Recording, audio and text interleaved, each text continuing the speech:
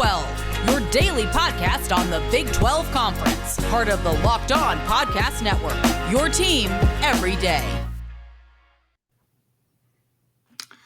It is our Wednesday night crossover, the part of the week where I smile the most with the Big 12 super friends. I am Josh Neighbors of Locked On Big 12. Below me it is John Williams of Locked On Sooners. To the right of him, it is Linda Godfrey of Locked On Pokes. Then above her, it is Steven Simcox of Locked On Horned Frogs. Geometry, not my specialty, but I got that one correct. All right, so on today's show, we've got a couple things that we're going to do. We're going to do our power rankings. We're going to talk about this week and Red River obviously coming up, so it's kind of taking the center stage. We're going to go through the power rankings, talk about different storylines. But the one story that we have to talk about, and I wanted to do this because I wanted to get everybody's thoughts, but it's this right here. Look at this beautiful shot that we got. Look at this. This is visual representation. Visual representation. Because the guy on the right is also the guy on the left. And the guy on the left and the guy on the right almost coached at Texas. So that's happening. And look, I know Urban Meyer is a really good football coach. He is. But the problem is that he has had problems now, and I'm not sure about Utah. I'm not sure there was anything wrong. But he has had really crippling issues at the last three places that we go. And I know stories vary about Florida, but the more and more we learn about Urban's time at Florida, it was really not a well-run program from the standpoint of player management, player health, things of that nature. Obviously, we know the story at Ohio State, and now we have the story here with the Jaguars and what's happening, and it's complete debacle. It's a complete mess with what's happening there. So, Steven, I'll go to you first. Did Texas dodge a bullet by not hiring Urban Meyer? Wow. Yeah, I like this angle. I mean, as much as I hate to judge someone for however they try to cope with coaching the Jacksonville Jaguars, obviously that was not a good look over the weekend. And then, also the thing with Urban too is the explanation or excuse of just having a casual dinner with your grandkids and these ladies are so overcome that they have to force you onto the dance floor.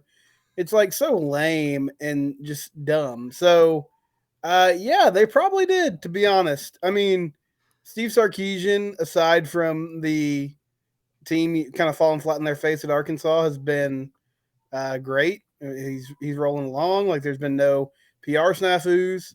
And for a organization like the University of Texas and that football program that hasn't been able to get out of its own way for a while, it was probably good that they didn't end up with Urban Meyer there. That's something I hadn't considered. But, yeah, you're right. I do think that was a good win for Texas football. Linda, you follow pro football pretty closely. Do you agree with Steven's assessment that, what a lame excuse, a room full of grown men, and we know that there are a lot of football players who like to live a certain lifestyle, as a pro athlete.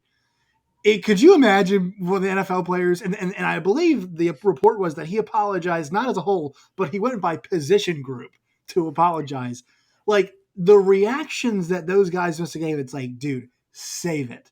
We were not born yesterday. It's so lame. What are your thoughts on kind of how he handled it like that? Yeah, that's how my 7-year-old apologizes. She kind of dances around it. Just own it. There's a video. We saw it happen. Say, I did a thing. I screwed up. I didn't hurt any of you guys' feelings. I have to talk to my wife after this. But ultimately, all he had to do was be I screwed up. And we're going to, I'm owning it. But we're going to move on. We got a football game to play. Now it's just in the air there. Ugh. This weekend should be an absolute treat. I'm very looking forward to it. Who are they playing this weekend, by the way? Are they going to be 0-5? They probably will be 0-5. I think they're playing Tennessee. They're going to be 0-5 then. Oh, Tennessee can they are playing. That's who the Jets just beat. Yeah. Yeah, they can do some weird stuff. John, as a Sooners guy, would you because we know how good of a college football coach Urban Meyer is. Would you rather them have Urban Meyer or would you rather them have Sark? Well, if I'm speaking from purely Man, I don't know, man. Just the whole thing with Urban for years has really bothered me. I feel like a lot of what happened down at Florida got covered up by the Tim Tebow effect. Like Urban Meyer's lack of integrity has followed him for almost a decade, it seems, or more than a decade. And a lot of that stuff at Florida was just kind of glossed over because, whether it was the personalities that they had, like you had a guy that ended up one day committing murder. Right. Like you're not developing men at that program if that's one of your issues. And they've got several other guys on that team. I'm not going to compare them to the guy I just mentioned, but that were just not good dudes. And you got to have, in every football program, you got to have guys that are just nasty for sure. But just the way Urban Meyer runs his programs, it just doesn't scream high integrity. And so I've just never been a big fan of the guy. I feel like everywhere he goes, he just leaves a dark cloud, whether it's now I have heart problems, so I got to step away, or now I've got, memory loss. Yeah. Like it's, and then magically some investigation starts occurring at the program he just stepped away from. And you're like, come on, man, this is not a coincidence. And I get like, there is a stress and a strain that is on college football coaches, whether you're a position coach or coordinator or head coach, it doesn't matter. Like you're still under a great deal amount of stress, but you're not seeing this, like these health issues across the country, like they are with Urban Meyer, who looks to be a physically fit guy, right? Like I'm a nurse. That's my day job. I can see Urban Meyer. He doesn't look like he's going to be a guy unless he's got some congenital stuff going on that we don't know about. He's not somebody that's struggling with obesity. He's probably watching what he eats fairly well. But for him to have consistent health issues at the same time that he's got these investigations pop up, I don't know. It just screams lack of integrity. Well, I think for college football, for Big 12 football in particular, Sark was by far a better hire. Yes, he had his issue back at USC. It's a decade ago. You haven't heard anything out of him for a while, and they're having some success. And he's brought a bit of a spark to the program.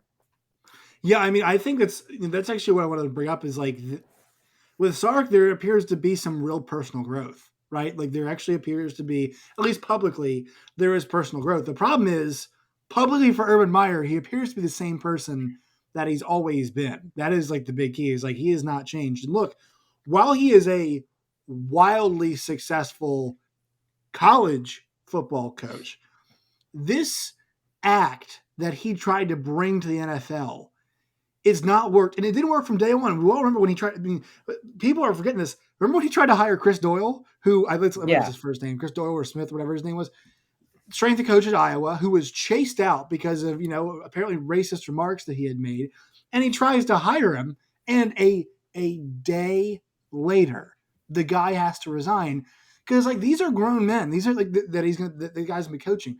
You can't hurl insults at these dudes. They make more money. All of them probably make more money than the strength and conditioning coach of an NFL team. They're not gonna take any of that, let alone like him being in the building, not even having said anything. They won't take that. So for me, it's just this attitude that he feels like he can skate by with everything, like the excuses that he made, like this act that just happened, like the video that we saw, like the explanation of him hiring the strength and conditioning coach, like him having the quarterback competition between Trevor Lawrence and Gardner Minshew, like it was an open competition. Like this crap does not work in the NFL. And maybe for him, things would get better if he went back to college. But I mean, I saw a poll that Brett McMurphy did for Action Network, and it said 73% of athletic directors would not hire him right now to be their head coach. Now, I don't know if I believe that necessarily, but I just thought that was something interesting. Steven, any closing thoughts on Urban?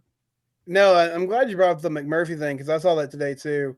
I think there is a significant number that would have a hard and fast no.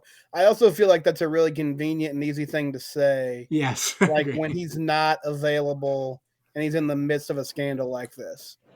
So I do believe Brett, though. Like I do think there are a lot of athletic directors that would say no. It's kind of like, I mean, I'm not comparing these two guys because they have vastly different track records, but I know there are a lot of people in the market I used to work in that were convinced that Art Briles was going to get another chance. And it's like, I mean, one, there's a lot of terrible things that happened under his watch, obviously. But two, like, I don't feel like people realize, like, the coaching world moves fast. I mean, just because you were a smart, innovative guy 7-8 years ago, like, that doesn't mean that's going to work right now. And that shouldn't even be the first thing that you talk about when you're bringing those two men up. There's a lot of other things that you have to get through before you get to that aspect of it.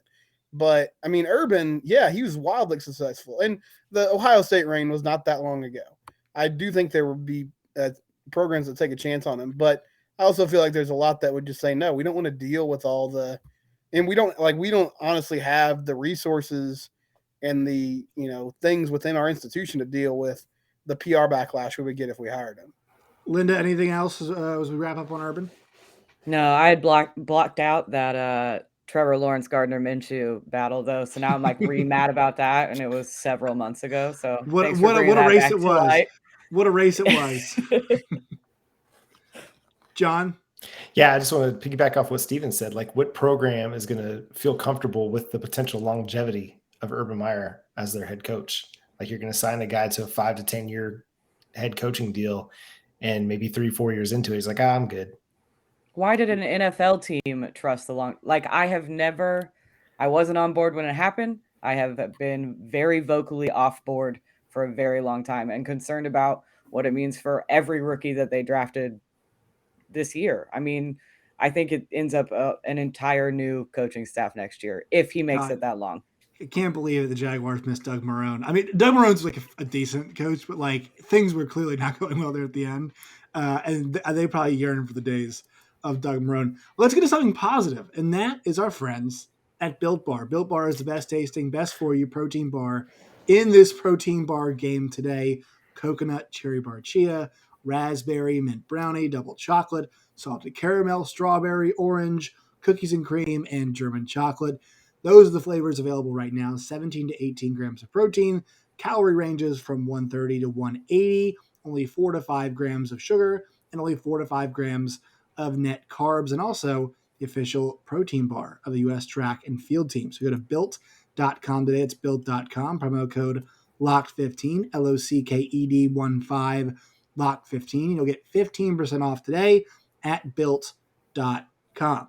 All right, friends, let's move on to the power rankings. These are updated. These are new. These are fresh. You all have not seen them, so we're going to do a live reaction this week. And, John, there's no surprise. And Baylor's still getting love.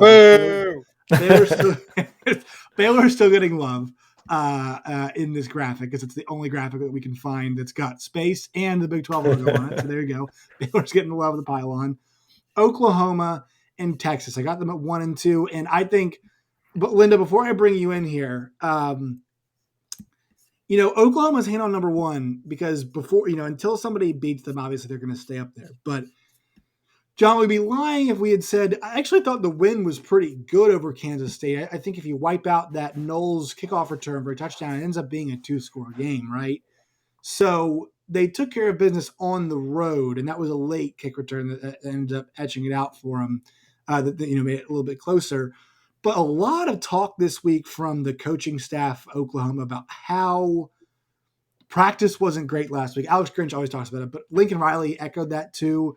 Players echoed that too. How are you feeling defensively? Because that was Oklahoma's probably worst defensive performance so far this year. A lot of long, sustained drives, and they couldn't get off the field very well either. How are you feeling heading into Red River, where we know the offense is about to take a little bit of an uptick on the opposing side of the field? Yeah, there's definitely some nerves heading into the Cotton Bowl. Texas has got one of the best running backs in the country, best running games in the country. Casey Thompson has been efficient up until he ran into Gary Patterson this past week. It's gonna be interesting, man. If you're a team that's facing Oklahoma, every drive should be 4-down territory because Oklahoma cannot stop a team on 4th down at this point. Mm-hmm. They held Kansas State to 8 of 15 on 3rd down, but they were like 4 or 5 on 4th down. So you're like, what does it even matter if we get a stop on 3rd down? We still have to stop them on 4th down. Now, Oklahoma missed 15 tackles according to Pro Football Focus. Deuce Vaughn is incredibly difficult to stop. Phillip Brooks is a really good wide receiver. Malik Knowles is also very good. He's very shifty. It's a pretty good offense. And like you said, they held him to 24 points from the defensive standpoint.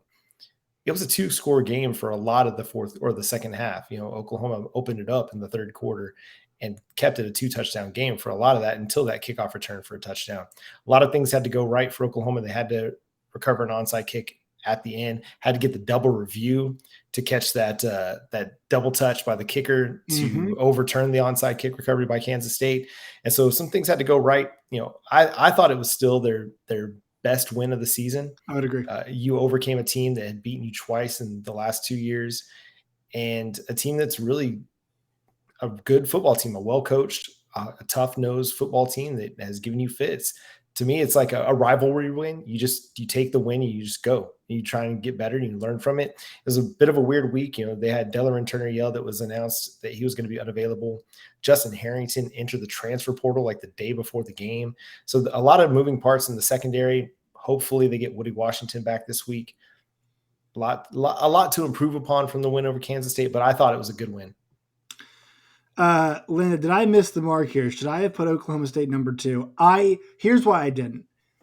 They had a lot of chances to bury Baylor in that game. They didn't. And Baylor's offense, because Oklahoma State's defense was so good. It was they're so good. Spectacularly good in that game. I mean, absolutely stone cold awesome basically the entire way. Save the one touchdown.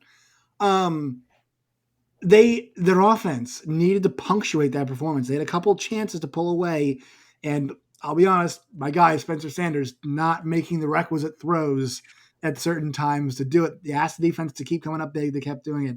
Am I wrong here? Should Oklahoma State be number 2? I still think wrong is a strong word. I mean, we are the only other undefeated team, so I feel like that should get some kind of nod.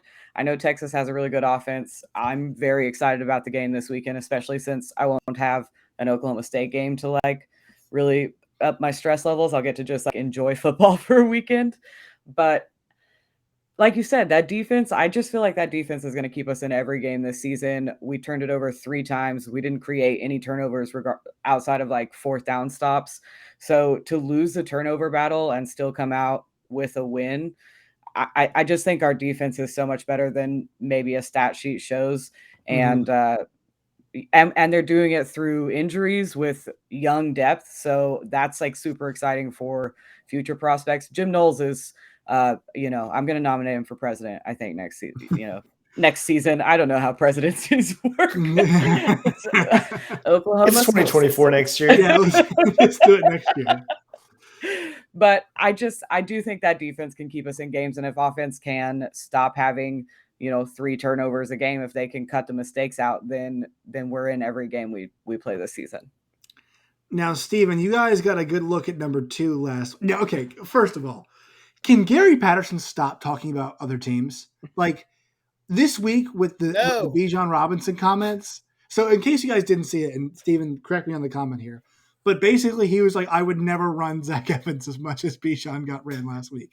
Is that what he said? Essentially, yeah.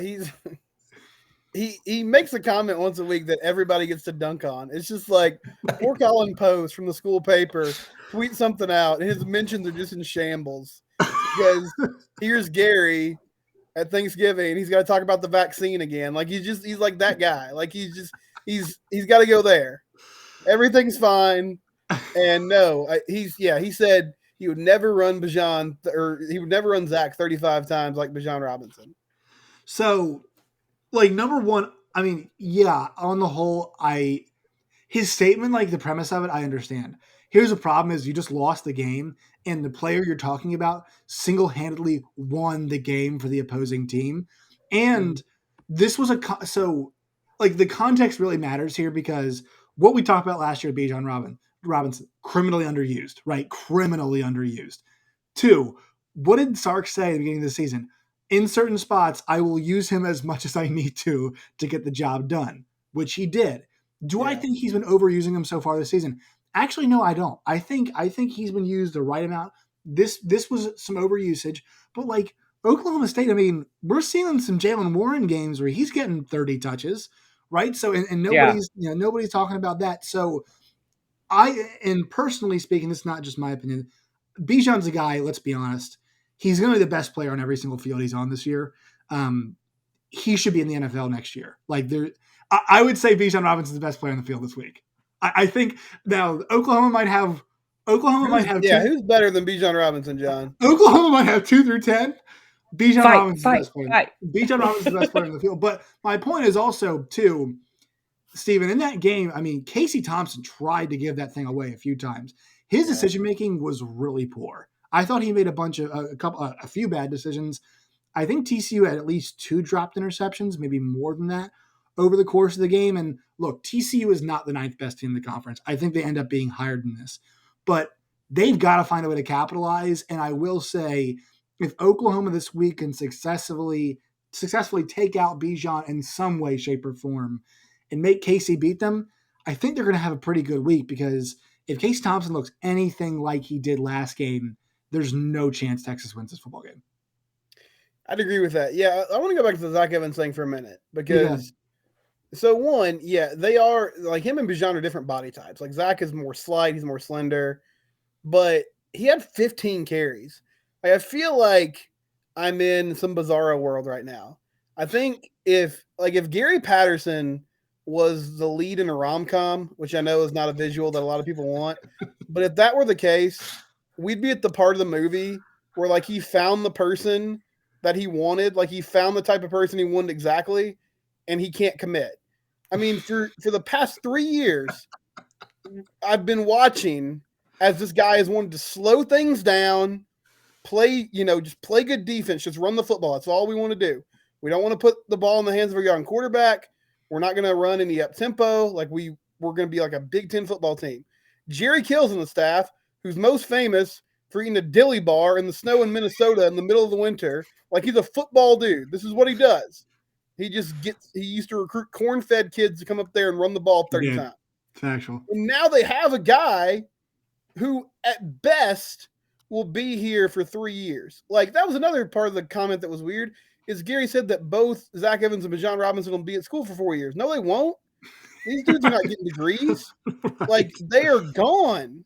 Right. Like he's going to the NFL. They might get degrees later. My apologies to their parents. Whatever. But they don't need them. Zach Evans is gone after 3 years. He might be gone after this year. He might be in the portal if, things don't get better. Some more. So use him while he's here. Like, give him the football.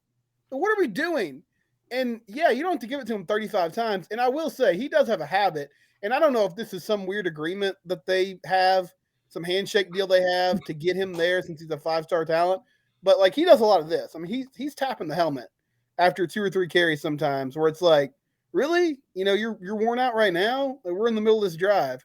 But still, I mean, like, give him the football. I don't get, like, this is what they've been trying to do the last few seasons. They haven't had the personnel to do it. They finally have a guy who can run that type of offense, and they've gotten away from it. So I don't understand that. And, Casey Thompson, I wasn't super impressed. Now, I think TCU did some things to confuse him by, those dropped interceptions were both by linebackers who like dropped into some zone coverage and some looks where it looked like they might be coming on a blitz. There was some of that involved. And I think Alex Grinch can also do that on Saturday. But he was struggling. And that's why I'm conflicted about where TCU is, because in some ways I was really encouraged that they played better. But I also sort of felt like, man, now they turned the ball over a couple times, but like they just took a pretty good swing at a good Texas team at home, and they still couldn't find a way to win. And if not for a stop at the 1-yard line on 4th and goal, that game would have been over with about 13 minutes left in the fourth quarter. So the final score was close and they had a chance, but Texas controlled that game for most of it. So now they got to go beat Tech this week in Lubbock, which will be tough to do. Which we're going to get to in 1 second. But first, word from our friends at betonline.ag. If you want to put some fat stacks down on any of the action this weekend, we've got, 3 games of the conference. We've got obviously Red River. We've got Baylor, West Virginia. We've got Tech and TCU. All 3 games, really close spreads. Get on the action, go to betonline.ag. You can bet on that. Boxing, you got Wilder Fury this weekend. They go for the 3rd time. UFC next weekend, Formula 1 this weekend, whatever it is you want to bet on, they've got there at betonline.ag. Sign up It's free to do. Use the promo code Locked On. It's LOCKEDON Locked On. You get yourself a 50% deposit bonus today. Football, basketball, boxing, baseball, whatever it is, they've got you there at Bet Online. Bet Online, where the game starts. That's new. I like that tagline, that where the game starts. Also, Prize Picks. This is a lot of fun, Prize Picks. So basically, it's just the fun way to play daily fantasy, but they've got it for college. And people, let me tell you something. I've been looking. I do a segment called Prop the Top Off every week on Big 12 Today, where I make up my own Big 12 props. I don't have to anymore because at Prize Picks, you can find things like Max Duggan over/under on turnovers, which I like to take the over on. Jared Dagey over on turnovers, and Spencer Sanders over. Wow, a lot of bad quarterbacks in our conference, right? Over on turnovers for all of those guys. Punting, net yards. I'm not even sure they have that. Field goals made. All those kinds of things they've got at Prize Picks. You go there right now. Use a promo code Locked On. They'll match any deposit up to $100 today. So once again, go to Prize Picks. You can download the app right now. Use that promo code Locked On to get that deal. All right, so let's go through some of the other. We're going to circle around to Red River in the end. So we'll say that for the end. We'll make some picks there for that in the end because I think it's really intriguing, really fun. So number one, the schedule this week, don't like it because of the fact that Baylor, West Virginia is at the same time as Red River. That's frustrating for me. Also, we got a 7 o'clock game. We could have had the perfect menu. The three windows could have been filled by Big 12 action. We're not going to get that. Let's go to Baylor and West Virginia. And I'm going to boomerang back to Steven really fast here. So Baylor needs to win this game, right? Good teams win this game against West Virginia. That's the big measuring stick for Dave Aranda. You lost last week. Can you bounce back at home as a favorite? I think so. I'm not really sure how. I mean, I think it'll be a competitive game, but I'm not really sure how West Virginia scores on Baylor's defense. I think this is a good opportunity for them to get after Jarrett Dagey and make some things happen. And the offense will be able to do enough. But I do think it's worth watching. Obviously, like Linda's Pokes, they have a great defense, and so does Iowa State. But that was 12 or 13 straight drives. If you go back to the Iowa State game in the first half, into the late in the third quarter of the Oklahoma State game where Baylor just could not find a way to get in the end zone and score. So, that might be something to watch the rest of the season. I do feel like Baylor gets the victory on Saturday, though. John, do you feel like the middle class of the conference, like if West Virginia were to win this game, I'm kind of showing this graphic just to show that middle class, like from Baylor to TCU, things could get really weird because if West Virginia pulls this game off, you're sitting in the spot where we've got them losing to Tech and then bouncing back at Baylor and Baylor dropping that game. It kind of puts us in a weird limbo spot, right? If we end up seeing that happen. Yeah, the middle class is going to just be beating up on each other all year long. There's going to be games where, I think West Virginia actually is going to have a great shot at this game because of their defense. I mean, I think they're one of the more underrated defenses in the league. We saw it just a couple of weeks ago against Oklahoma. That front that they've got is going to cause a lot of fits for Baylor's front. But yeah, man, I don't know, man. The middle is going to be really, really intriguing to watch. It's one of those situations where it'd be kind of fun to have like a little 4-6 team playoff in the Big 12 just to see it all shake out for a Big 12 championship. But I'm a more playoffs all the time kind of guy, so that's kind of where I stand. But yeah, it's going to be really fascinating to see how the Baylors and the West Virginias and Techs and the K-States of the world where they go from here, because there's a lot to still kind of figure out with that next tier of teams. And then, Linda, I want to ask you about Oklahoma State again. I think the bye for them is coming at the right time because this team was a little banged up, and there's been a big conversation for a lot of people to talk about like practice and the value of practice. And I think Oklahoma State got a lot of reps in the spring, and they repped a lot in the fall. I think they might be the bad side of the argument, right? Like there is maybe too much practice because from the word go, they were banged up. I mean, they've been banged up before the season started. They got banged up in the first game. I think this bye is coming at the right time for them because they began to get more healthy, and I think they're going to come out really healthy for their Texas and Iowa State trips, plural, that are coming up. And I mean, I think a split you definitely take if you're a Pokes fan. Yeah, it's at perfect timing for a bye week, and I do agree. I think It gives some time for especially some of the defense, like I talked about. We had a ton of depth and youth and all these exciting things about the defense, and then everybody got hurt like right out of the gate. We're like, oh, we don't have depth anymore. To just young guys, but figure it out. And like Colin Oliver played a fantastic game on Saturday, and he was there all spring, all fall practicing. So while I understand like, injuries come the more you practice, it's also helped some of our young guys that were able to come in and get enrolled and be there all spring and all fall. So bottom line, though, perfect time for a bye week, perfect time to set up for a game against Texas. Great game to watch them in this weekend. We kind of get to sit and watch everybody. So I can't be mad about the bye week, except for that I'm afraid my hype is going to get like too strong headed into week 7, and then something terrible might happen. So I'm trying to like remain even. Just yeah, that's what you need to do. Remain even, take one game at a time. Because As you that's guys really can tell Oklahoma from- State. They like to make every game interesting, like super interesting. Actually, the top teams this year, Oklahoma State and Oklahoma, both the Oklahoma schools, have really enjoyed making every single game they play a dogfight, save the FCS opponent for OU. We're for fun. We're here for fun. Yeah, in chaos. Yeah, Steven, me and you have a different definition of fun.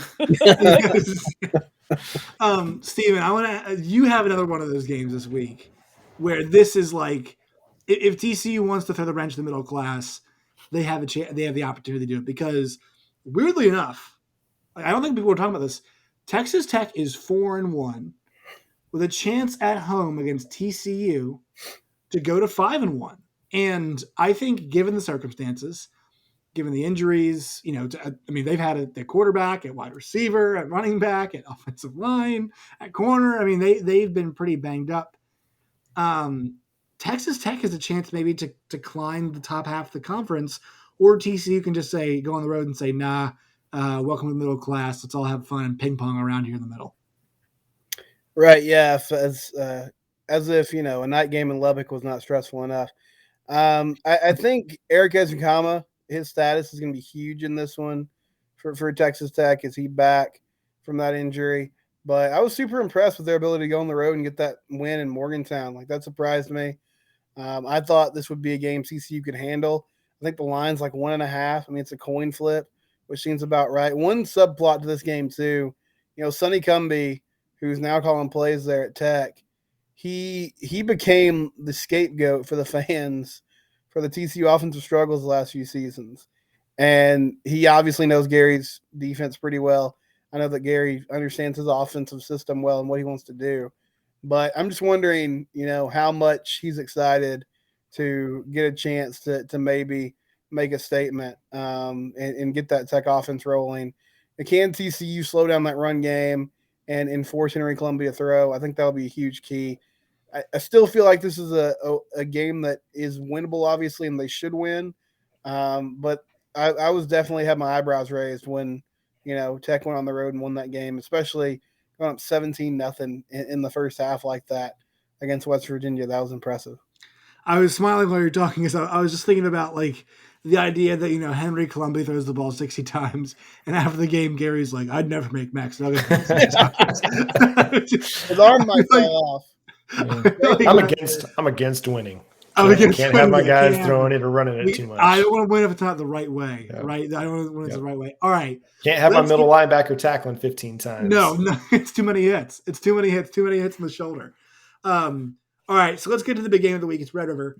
This is the biggest game on the Big 12 schedule so far this year. Now, obviously, if OU and Oklahoma State were to run the table to their matchup, that would end up being the biggest game of the year. But to date, this is the biggest game of the year. And a couple things here. Number one, Bijan Robinson last week kind of went peak Bijan Robinson. Like, I know we discuss the running back and how it's been used differently, but I mean, that last play where he got the first down, like the cuts he was making, the ability just to like spring backward, spring to the side, and spring forward. It's just he's a net. I mean, I hate the term, but next level player. Like it's already right in front of you. And Oklahoma is going to have their hands full while they have a great defense.